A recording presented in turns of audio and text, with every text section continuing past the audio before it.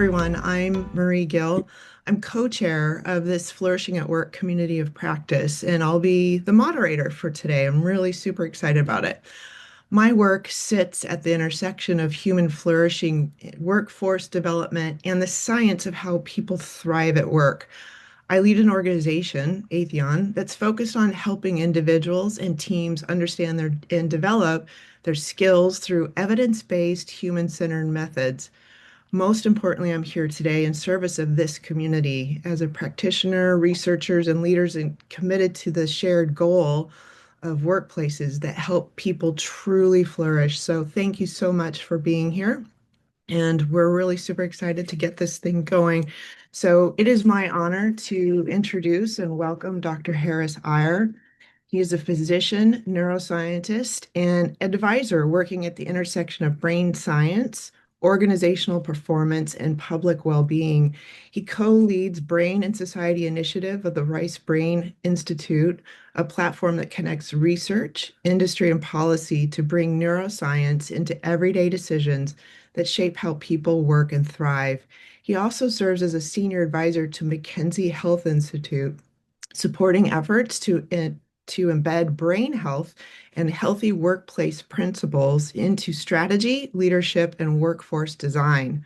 He has authored over 200 papers and chapters in outlets such as Nature Medicine, Brookings Institution, and lead editor of the book Convergence Brain Health from Oxford Press.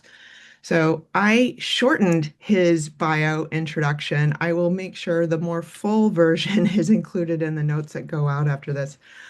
In addition, I'd like to welcome Dr. Krystal Sexton, who's the program director for the Brain Capital Academy at AETHEON and is a globally recognized leader in health and well-being. Krystal has been an invited speaker at many international and US-based symposia and author of numerous publications and book chapters, and an advisor and board of directors member for scientific, nonprofit, and government organizations. Over the past 2 decades, Krystal has held positions in academia and industry, and with her work spanning across health disparities, inequities, and workplace brain health. Krystal was a faculty at Baylor College of Medicine and with research focused on breast cancer disparities. In the corporate world, she's helped develop a holistic approach to brain health that covered physical, mental, and social health and built analytic strategies to demonstrate the impact of brain health on business performance metrics, something we're all super excited to dig into. So with that, please welcome Krystal and Harris, and let's get this great conversation started. Harris, I'm going to kick it over to you to kind of get us launched here. You've helped shape the global conversation around brain health as a form of capital. How do you describe the connection between individual brain health and organizational performance? Sure. Well, first of all, thank you for having me here, Marie, and to the collective on flourishing at Harvard. Let me just first of all set some context on the brain economy. The brain economy we've been developing for the last 5 years, and it's now at a has a strategic initiative at the World Economic Forum called the Brain Economy Action Forum. If anyone wants to Google that and check it out. And the brain economy it's an economic transition, something like the energy transition, moving from one place to the next. It's meant to be sort of global macro. It's about moving us from a brain negative position of as individuals, as companies, as societies. So, brain negativity is around where we have too much mental neurological challenges and too much skill issues, particularly literacy and numeracy challenges, where literacy and numeracy is either stagnant or declining in many parts of the world. How do we move from this brain negative place, which is inherently multifaceted? How do we move to a brain positive place where we have prevented or intervened early in these brain health challenges, or we have also obviously invested significantly in brain skills? the skills that are needed now, which of course is the subject of AETHEON's expertise. But so that's what this transition is at a high level. And what's unique about this is that it frames brain capital as a new economic asset. Think of it as human capital 2.0, human capital in the age of the neuroscience renaissance, where neuroscience, we understand the brain better than we have before, thanks to microsenses and brain imaging. It's about brain capital, which is brain health and brain skills across the lifespan. Um, and so the brain economy frames brain capital as an asset. It's not just about a deficit, how depressed are you, how impaired are you, how deficient are you. It's about the strengths of your brain. It's about hope, and it's about productivity, creativity, etc. So that just to give that framing, Marie, for folks that are new to the brain economy. And I would say, of course, that individual brain capital, as you can tell, is health and skills. It's about, are you prepared to engage day to day in being a family member and a worker, and a citizen? And so, of course, if you have a company that has people with higher levels of brain capital, and the question is, how do we measure that, which we can unpack today, then of course your business as a collective, if it has people brimming with high brain capital, it is going to be more productive. It is going to, have more energy, more motivation, more creativity to develop new products and services and figure out, product market fit and managing partnerships, etc. So I'll stop there, but that's my opening framing and answer to your question, Marie. Yeah, thank you, Harris. And it's so fascinating. Every time I hear you speak about this topic, it just really solidifies the work that we've been leading through this Flourishing at Work exercise, and following the framework of a regenerative workplace and building out human flourishing, because the language and the approach is very similar. You've got to measure it, you've got to validate it, and you've got to start helping with these critical interventions of all shapes and sizes. So thank you for setting that up. Krystal, jumping into this space, you've spent years translating neuroscience and well-being research into the workplace practice. So again, tied to what we've been looking at with Flourishing at Work. From your vantage point, what do most companies misunderstand about how the brain actually experiences work? I also want to thank everybody for being here. So I just want to start off with that. So thanks, Marie, and to everybody here in the audience. Um, I guess I think I'm going to answer that with a bit of a journey that we've been on over the last 15 years, because my experience in the workplace health is that there's a lot of resistance to the term brain health. There's a lot of anxiety around it, in the sense that we are going to be, you know, putting people through MRIs, fMRIs, putting electrodes on heads, things like that. And it took us many, many years to educate leaders on the role of neuroscience and the way the brain works, and the way that their behavior impacts their own employees, right? Which then impacts the organization, because an organization is technically an inanimate object, right? I mean, it's the structures, but the organization for it to perform is the people, and it's about the people. And so we really had to hone that message, that we were talking about it in a way of, think about the way you lead, think Mm, about the way you manage, because that impacts the way your teams think. And it was originally a hard message to sell, but we started to measure things, right? And kind of by happenstance fell into a few measurement areas that helped us a lot. One was in the area of resilience, and the other was actually in the organizational culture component. And we mm, saw with both that the more people felt cared for, the more resilient they were, the more productive they were at work, the more engaged they were in their work, the safer they were performing. And that really started to change the tone of how we were communicating neuroscience. And we went from being, kind of the dorky scientists in the room to, wait a second, these people have some business impact to talk about us. And so the tone changed, and the acceptance of what we were doing changed. But we really had to build that business case to demonstrate this isn't just about science. It's not just about, the cognitive neuroscience aspects. This is about your people, the way we behave, and ultimately how it impacts your organization, your own team, your line of business. mm. That's super interesting. And maybe just taking a little step further, but can you maybe illuminate how you started that process of that communication? Because I can imagine for the industries you've been part of, it must have been pretty challenging. Where do you start carving out that space? So I will say that I kind of went rogue to be completely honest with you.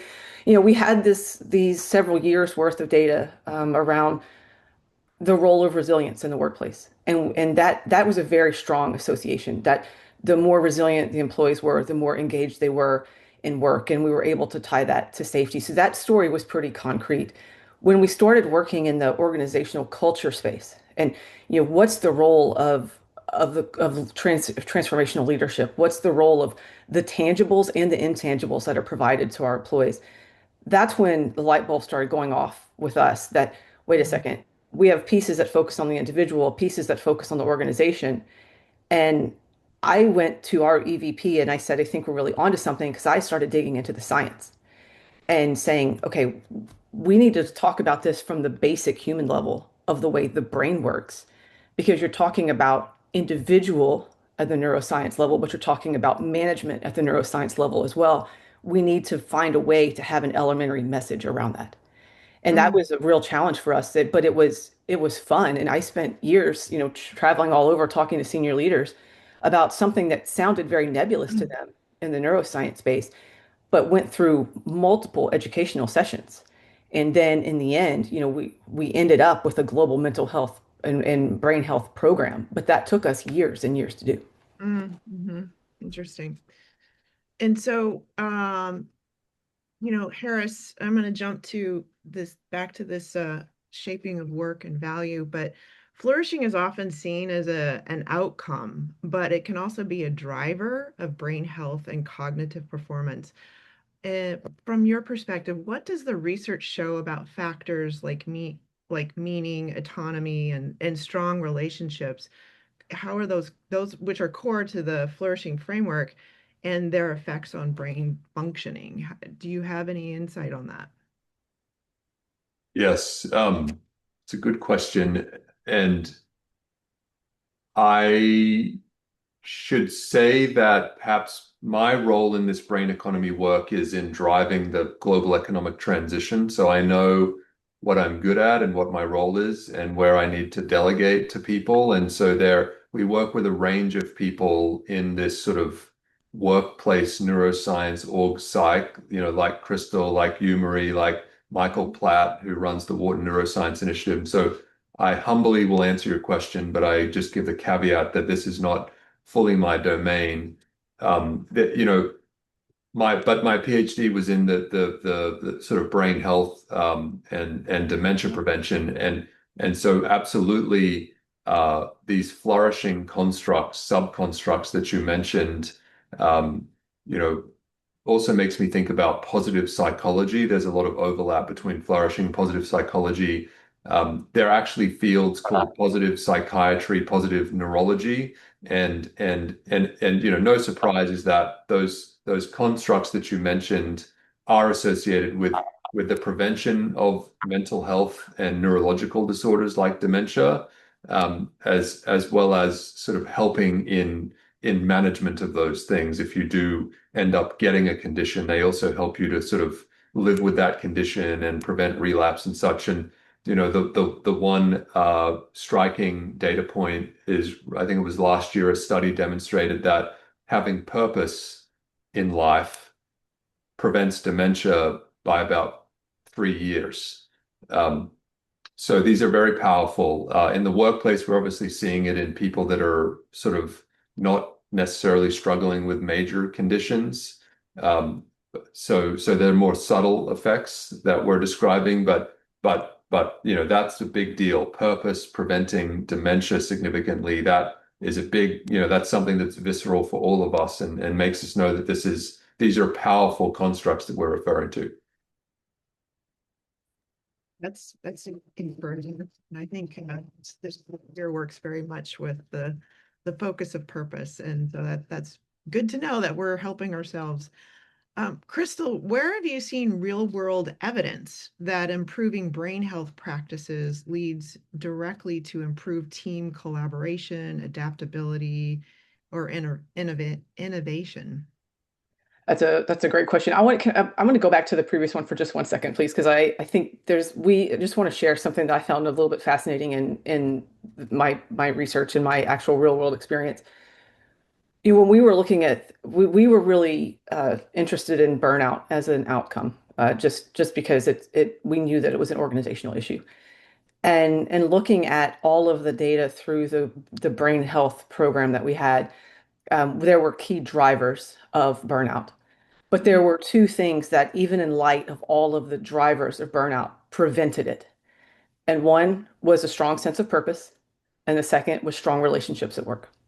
Mm, And so, even if you are an individual with low resilience, you're in a very toxic work environment, et cetera, those two things tend to lead to better outcomes in the workplace. So, I think your question about is flourishing an outcome or a driver, I don't, I think it's very cyclical, right?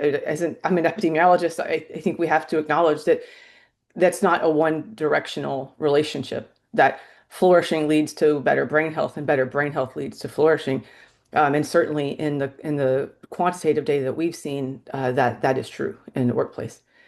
To answer your question, there's a plethora of research out there, and I know some researchers on this call also, that have published articles, books on the roles of brain health and organizational outcomes.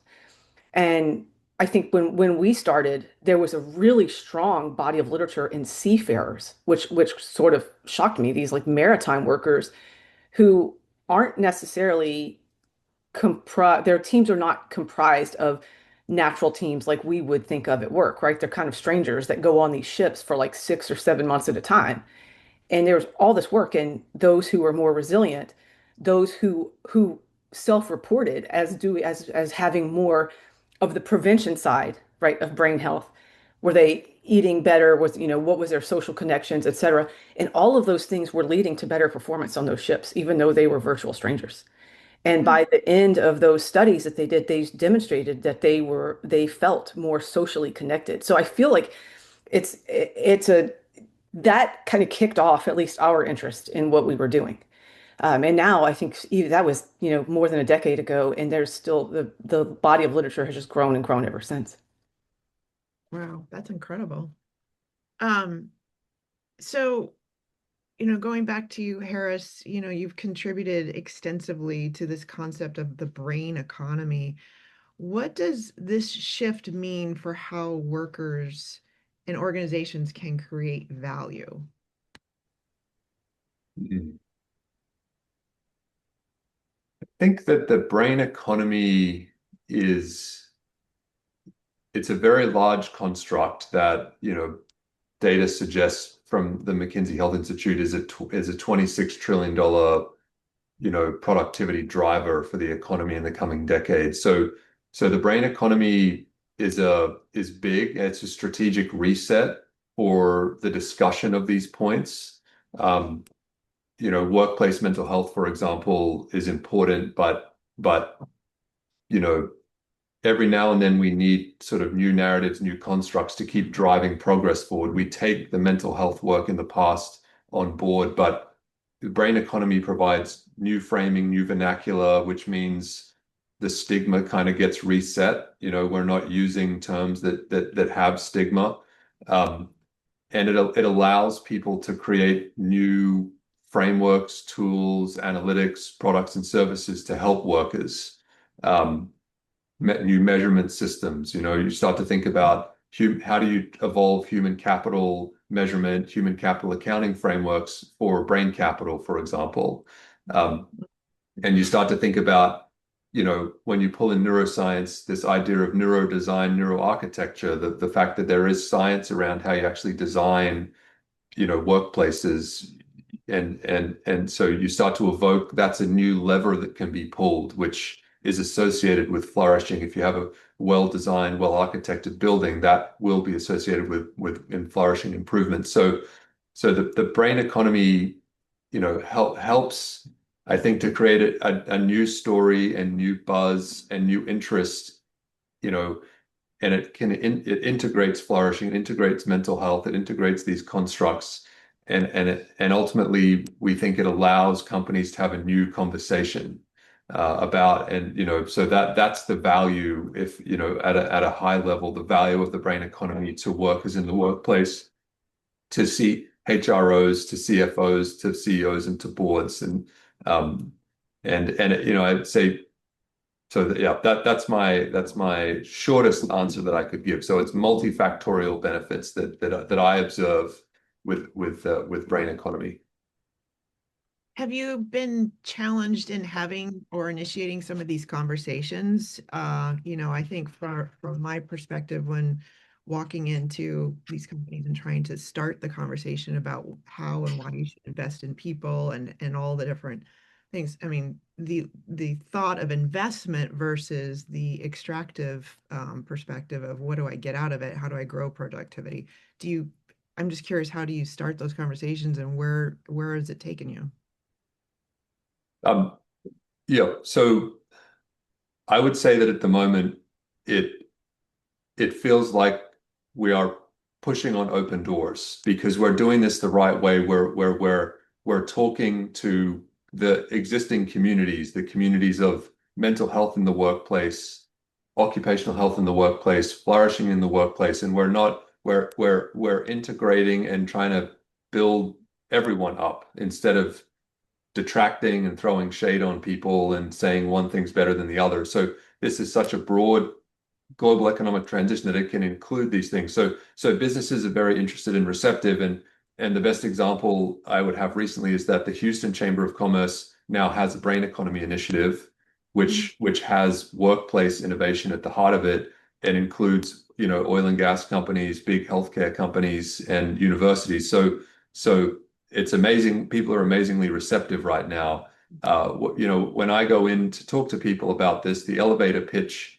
Um, there are various types of elevated pitch. One is to say that the brain economy is like Moneyball for the brain. It's about looking at the brain as an previously hidden strategic asset that no one thought about, no one measured, no one invested much in.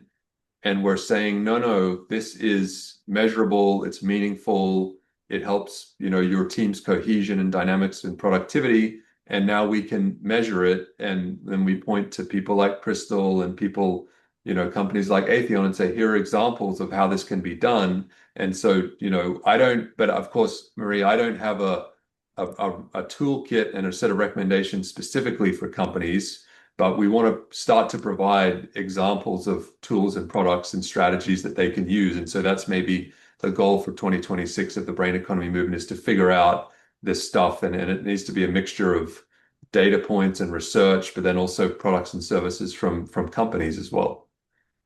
Mm. No, Harris, I think it's interesting you say like you're pushing through open doors because I feel that way as well. I think that the narrative over the past, 15 years has changed quite a bit and there's much more interest in it, right? I think there's a strong evidence base now, but also the reframing to talk about things in the terms of brain capital, brain economy really resonates in the workplace. So with business leaders, I think there's a gravitation toward that vernacular versus talking to them about cognitive neuroscience, for example. So I think it's been an interesting journey. I think it's a good one. And I've played a little tiny role in it, but it's been very cool to see over these years because before it was really, sort of get out of my office. I don't want to talk to you. Yeah. Yeah. Oh, thank you for sharing that. And I'm looking at so many of the faces that are on this call, and you know, having been part of this journey for so many years, I'm seeing the pendulum slowly getting released, and hopefully we can start to see where that goes. Um, Krystal, as you think about going back to your corporate work, how should leaders rethink talent development when cognitive resilience, adaptability, learning agility are becoming that core currency? I literally just had a conversation with a learning executive about this just yesterday. I think that's a challenge for this current working generation, right? And especially with the perceived threat of AI from many workers and the threat of layoffs because of that. The need, I think, to build our brain skills and our brain health skills is really critical right now. Not just from a critical thinking perspective, but also from, just the innovation and not having the fear of something changing, like a game changer like AI coming into our spaces. I think it's going to be the skills building piece to me will start to come to the top here in the next year or two because workforces need to be adaptable to what's coming.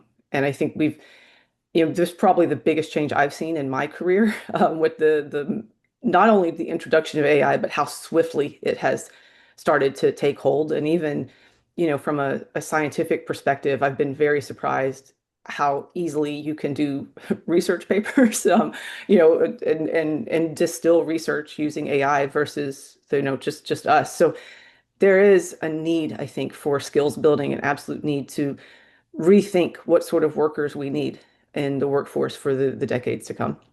Mm, yay, that's encouraging. I love that. Um, I'll open this up to both of you. What are the blind spots organizations still have when it comes to preparing people for a brain-driven future work? And kind of dragging off of what you just mentioned, Krystal. Maybe what are I have a blind spot, but I don't know what to do about it. And so I throw it open to everyone is,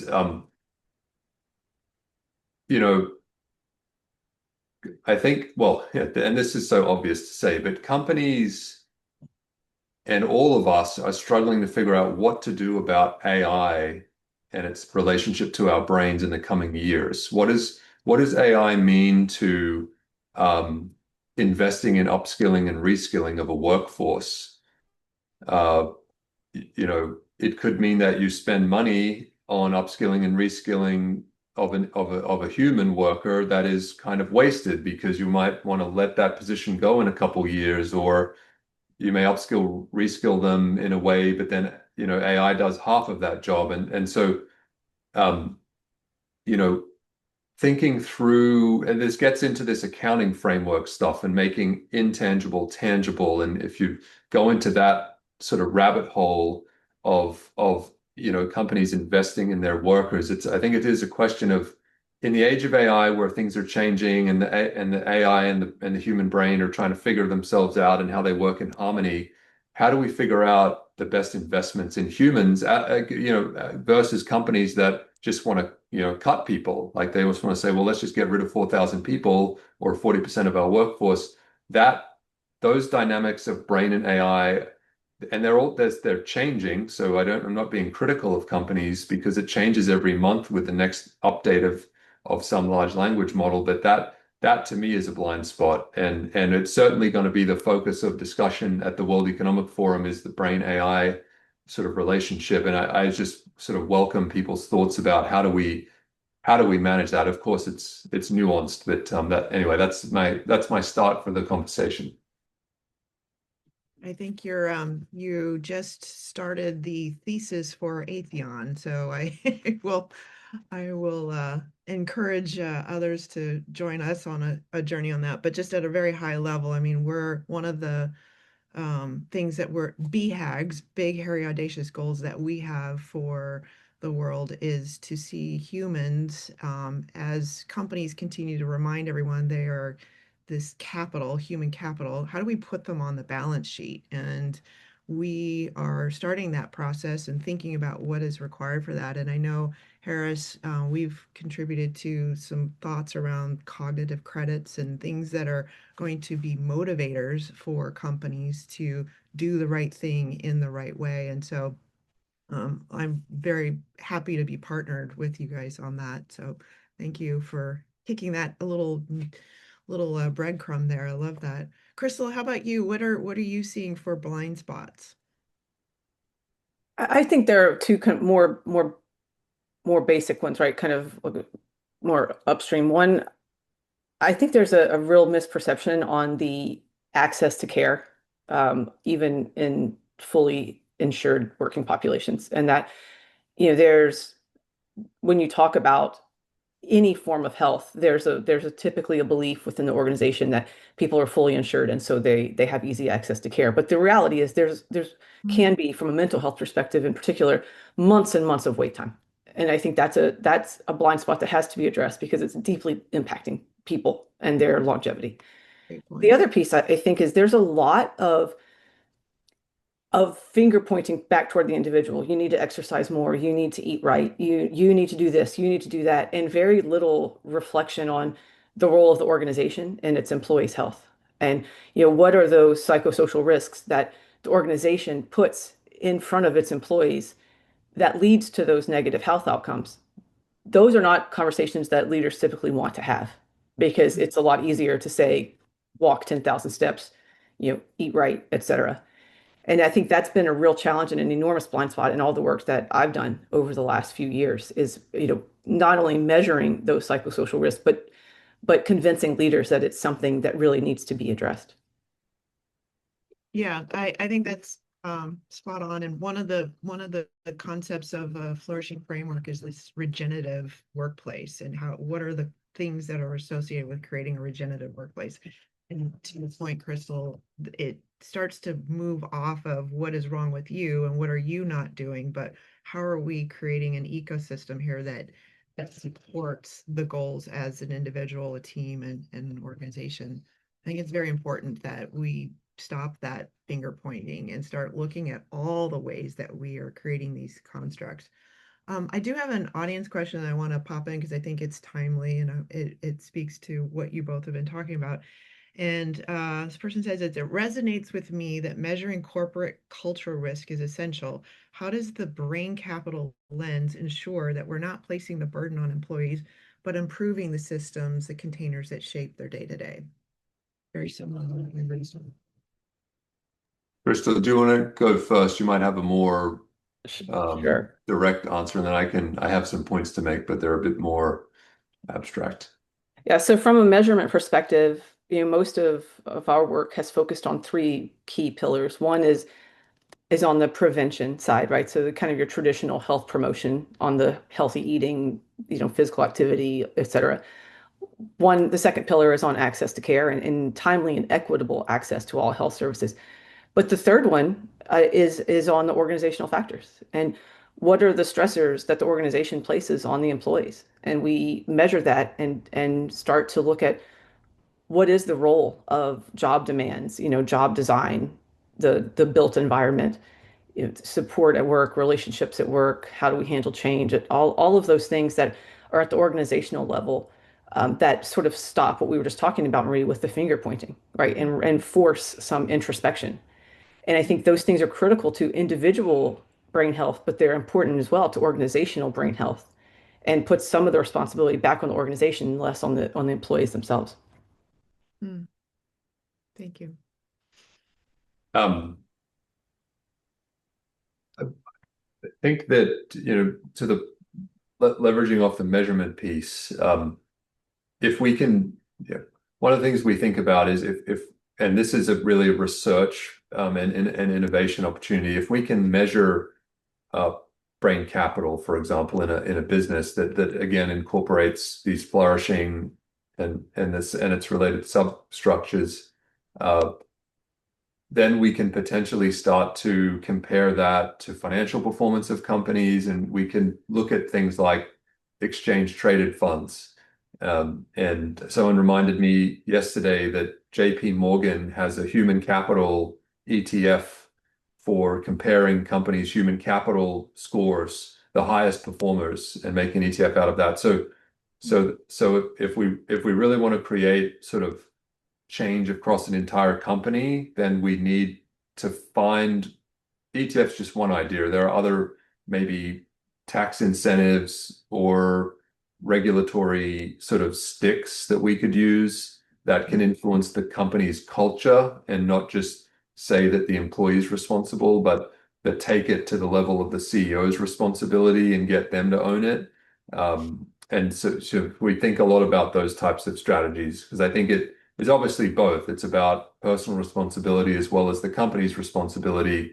And so what are the ways we do that? And it obviously for us differs in different parts of the world. Some more Nordic places will take more of a collective responsibility versus other parts of the world that are more individualistic. Mm. Yeah, I think that's a good point to call out the cultural differences. And that's something that as we've been studying human flourishing, we've been very focused on gathering many data points across as many different cultures. Because to your point, there's a lot of influences that come just from the construct of where you live and not just where you work and so on. But I want to maybe flip this conversation a little bit in a nuanced way. What does the science tell us about building environments that support stronger learning, memory, and skill acquisition? I'm sure you guys have points of view on that. I'll let Harris take the lead on that one. Just repeat the question, Marie. Yeah. So I got my daughter in the background, 2 years old, screaming at me. that's a great reference to how many of us live our daily work lives. What does science tell us about building environments that support stronger learning, memory, and skill acquisition? Um, that's a beautiful question. I will choose to answer that by introducing people to this world of neurodesign and neuroarchitecture. You talk about environments. I'm just going to get really concrete about environment like that, because I think it is an interesting thing to throw into the discussion.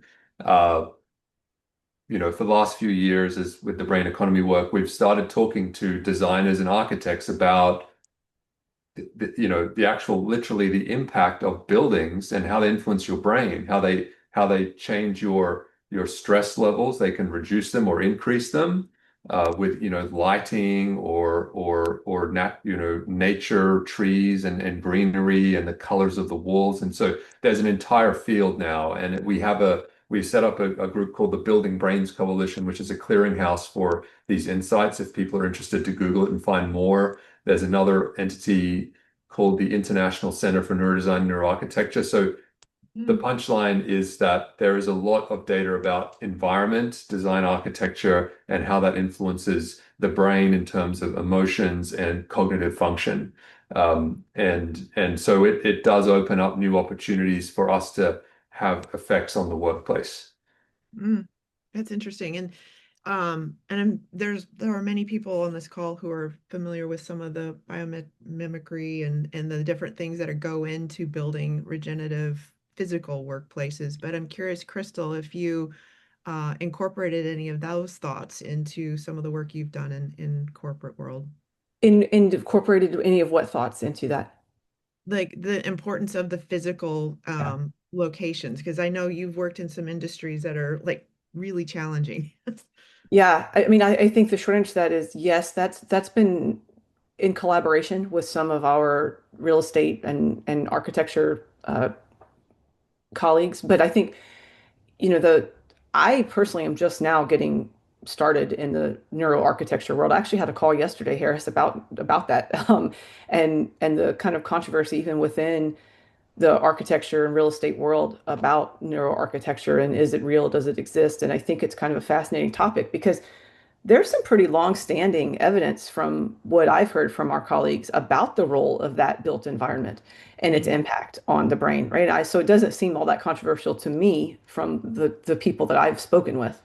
I think without a doubt, you have to take into consideration though the environment in which people are working. And I mean, I've seen it across the world in extraordinarily hot areas that are just getting hotter and things that, there are health risk profiles that are completely different. Like some areas of the world, sandstorms are absolutely deadly, and we just don't experience that here in the US. So it's having to adapt to what are those health risks is a real challenge, I think, when you work in the global space and understanding that, there are thermal risks, both hot and cold.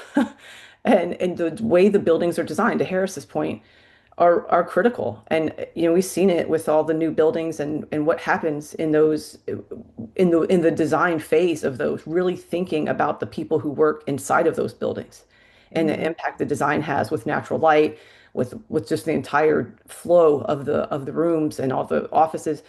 So I do think it's important. It's a space I would like to learn more about. And like I said, I've had a series of calls here in the past few weeks, starting projects in that area.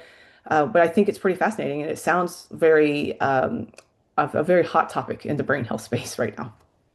Yeah. I have a question that I want to kind of uh, conclude my set of questions, and I'm preferencing this because I want the audience to consider questions that they would pose to both of you.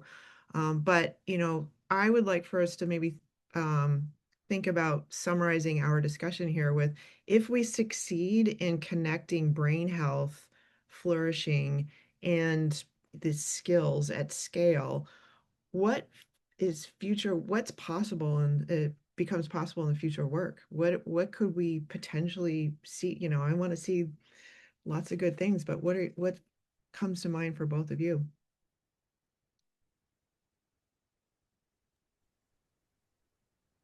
I mean, I would say that the best future would be major investments from companies into this area, into flourishing of workers and the skills of workers. That would be a great end result, where there's a plentiful opportunity here for investment in tools and techniques, and we just are overwhelmed with options, and and you know that would be great.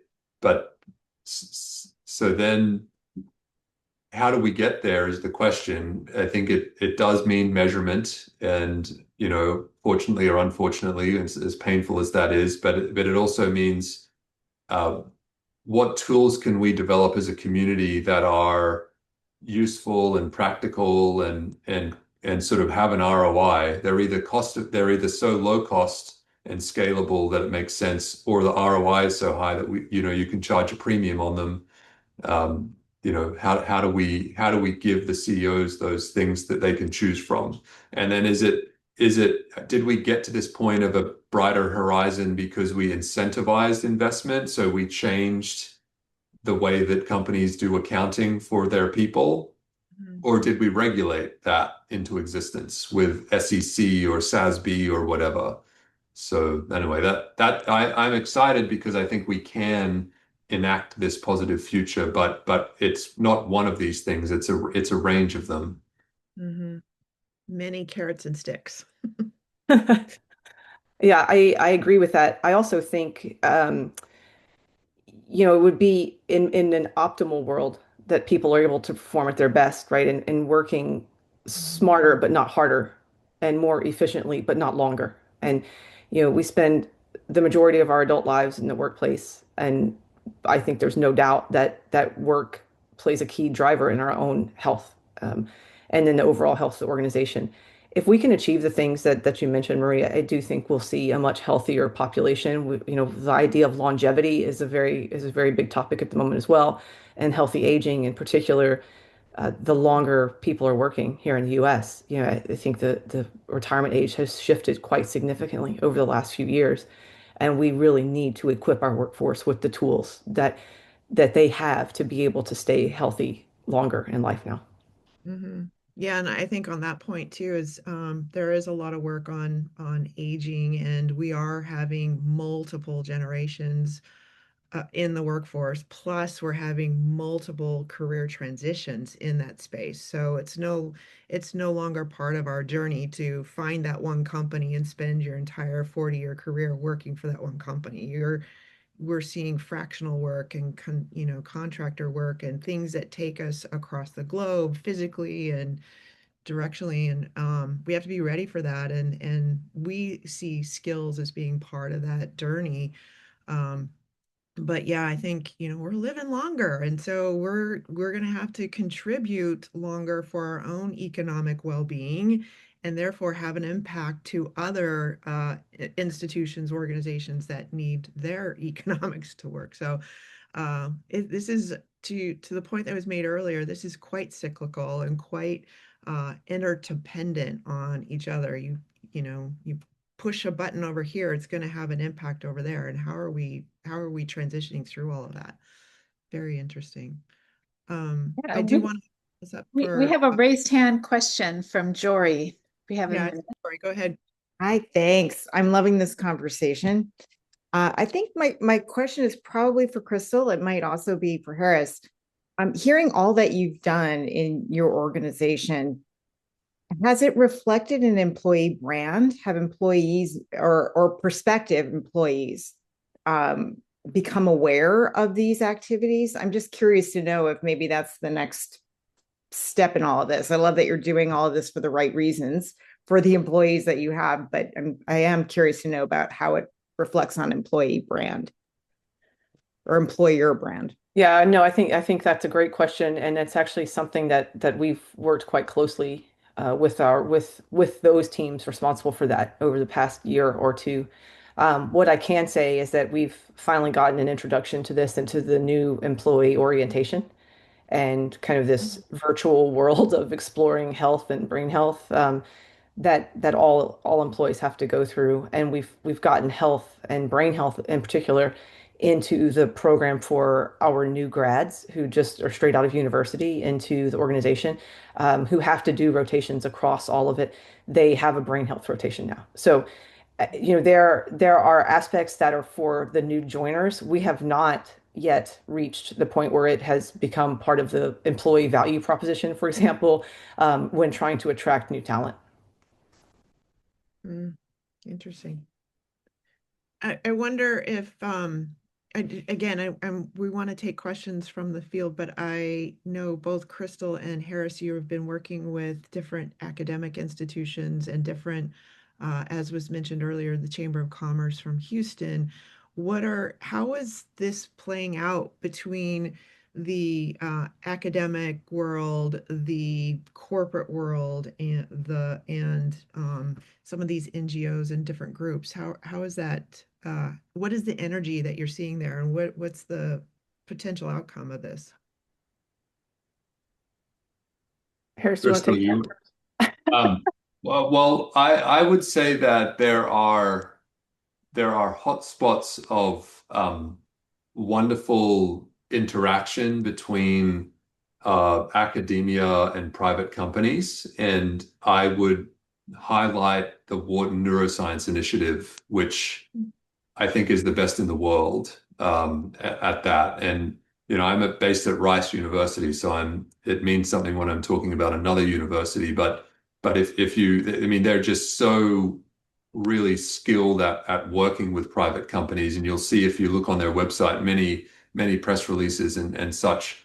But that is a rarity. Mostly academia is not incentivized to engage with private companies, and therefore does not know how to engage with private companies, and does not, you know, sort of really understand how it works. And so it's rare that you'll find sort of serious academic engagement in a pragmatic way with private companies. Of course, Susan Peters is here; she gets it from Harvard, but many universities don't get it, and so we have work to do to explain, meaningful engagement with companies.